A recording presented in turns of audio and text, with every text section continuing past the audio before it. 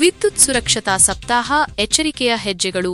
ಪಟ್ಟಣದಲ್ಲಿ ಬೆಸ್ಕಾಂ ಉಪವಿಭಾಗದ ವತಿಯಿಂದ ಮಂಗಳವಾರ ನಡೆದ ರಾಷ್ಟ್ರೀಯ ವಿದ್ಯುತ್ ಸುರಕ್ಷತಾ ಸಪ್ತಾಹದ ಜಾಥಾಗೆ ಚಾಲನೆ ನೀಡಿದ ಎಇ ರವೀಂದ್ರಬಾಬು ಅವರು ಸಾರ್ವಜನಿಕರು ತಮ್ಮ ಮನೆಗಳಲ್ಲಿ ವಿದ್ಯುತ್ ಸುರಕ್ಷತಾ ಕ್ರಮಗಳನ್ನು ಪಾಲಿಸುವಂತೆ ಮನವಿ ಮಾಡಿದರು.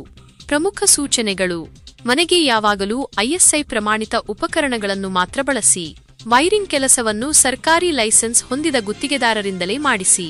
ಯಾವುದೇ ಕಾರಣಕ್ಕೂ ಪ್ಲಗ್ ಪಾಯಿಂಟ್ಗಳು ಮಕ್ಕಳ ಕೈಗೆ ಎಟುಕದಂತೆ ನೋಡಿಕೊಳ್ಳಿ. ವಿದ್ಯುತ್ ಕಂಬಗಳಿಗೆ ಬ್ಯಾನರ್ ಅಥವಾ ಜಾಹೀರಾತು ಫಲಕಗಳನ್ನು ಕಟ್ಟಬೇಡಿ. ಬಟ್ಟೆಗಳನ್ನು ಒಣಗಿಸುವ ತಂತಿಯನ್ನು ವಿದ್ಯುತ್ ಕಂಬಕ್ಕೆ ಕಟ್ಟಬೇಡಿ. ಒದ್ದೆ ಕೈಯಿಂದ ಸ್ವಿಚ್ಗಳನ್ನು ಮುಟ್ಟಬೇಡಿ. ಈ ಎಲ್ಲಾ ಎಚ್ಚರಿಕೆ ಕ್ರಮಗಳ ಬಗ್ಗೆ ಸಾರ್ವಜನಿಕರಿಗೆ ಅರಿವು ಮೂಡಿಸಲಾಯಿತು.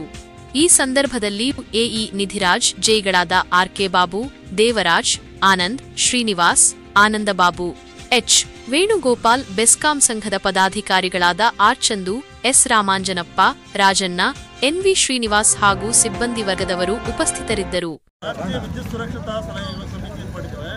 ಇದರಲ್ಲಿ ವಿದ್ಯುತ್ ಅನ್ನು ನಾವು ಯಾವ ರೀತಿ ಬಳಸಬೇಕು, ಯಾವ ರೀತಿ ಬಳಸಬಾರ್ದು, ನೀವು ವಿದ್ಯುತ್ ಸಂಬಂಧಪಟ್ಟ ಇದು ಮನೆಯಲ್ಲಿ ವೈರಿಂಗ್ಗಳಲ್ಲಿ ಇನ್ನೊಂದರಲ್ಲಿ ಮಾಡ್ಕೋಬೇಕಾದ್ರೆ ಸಂಬಂಧಪಟ್ಟ ಅನುಮತಿ ಪಡೆದ ವಿದ್ಯುತ್ ಮಾಡಿಸ್ಕೋಬೇಕು.